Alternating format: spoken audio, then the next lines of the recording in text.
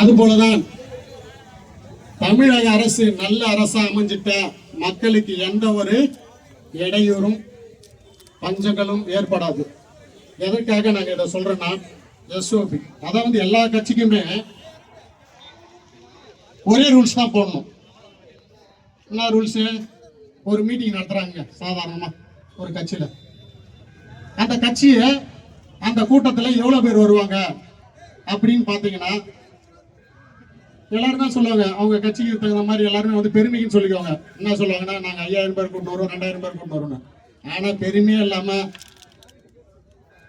ரொம்ப பவ்யமா நாங்க 200 பேர் வருவோம்னு சொல்லிட்டு 1000 பேர் வரக்கூடிய கட்சி எதுன்னு பாத்தீங்கன்னா தமிழக வெற்றி கழகம் கட்சி மட்டும்தாங்க. அது எங்க ஆளுங்க பாத்தீங்களா, இந்நேரம் வெயில்ல வேற யாராவது ஒரு ஆர்ப்பாட்டம் நடத்தோம்னா குறைஞ்சபட்சம் 1000. இப்போ வந்து மட்டன் பிரியாணி ஆயிடுச்சுன்னு கேள்விப்பட்டேன். மட்டன் பிரியாணி அது இல்லாம ஏசியில் தான் வந்து போவாங்க, வெயில்லாம் நிற்க மாட்டாங்க. ஆனா எங்க ஆளுங்க அப்படி கிடையாதுங்க. தமிழக மக்களுக்கு நல்லது நடக்கும்னா எங்க தலைவர் சொல்லிட்டா எங்களோட உயிர் போனாலும் போகுமோ கோசம் மக்களுக்காக சேவை செய்யறதை நிறுத்தவே மாட்டோம்.